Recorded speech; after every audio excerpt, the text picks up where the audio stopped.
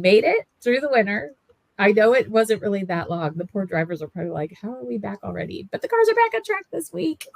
So excited. So excited. I'm so excited. So Wednesday, Thursday, Friday, here's what you need to know. There is a morning and an afternoon session. Each driver gets 3 sessions, but how they divide that up depends on the team. Sometimes they'll have one driver will do both the morning and the afternoon session one day. The other driver will do morning and afternoon the next day, and then they'll split on the third day. Sometimes it's like one does the morning, the other does the afternoon, then they alternate the next day. So however they decide to do that, totally up to them. But each driver will get 3 sessions, which is kind of cool. Teams are going to be as sly as they can. They don't want us or especially their competitors to know what their car can truly, truly do. But at the same time, they've got to figure some stuff out. So we will never know, just like with practice, what kind of fuel loads they're on, what kind of running they're doing, what are they checking for. They're just going to try to be as sly as they can. But here's what they are focusing on. So reliability, number one. Can the car handle race distance, but can it also do like a really quick, like quali lap? We want to see, can the car do it all? Want to make sure that there's no mechanical issues, especially like if you're thinking race distance, right?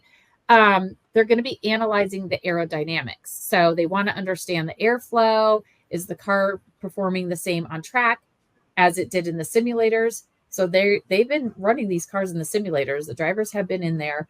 They want to know, is that translating to the track?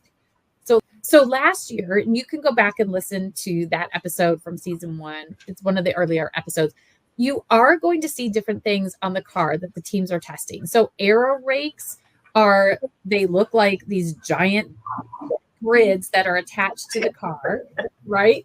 And then FlowViz, which is like a piece of chain link fence that they ran through and it stuck to the car.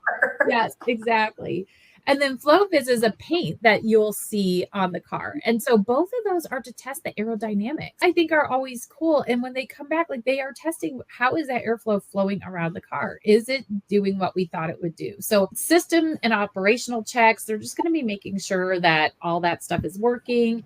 I think it was James Vowles had said, we also have some new team members. Team members have been off for a couple months. You know how sometimes you even go on vacation for a long vacation, you come back, you're like, how do I do my job?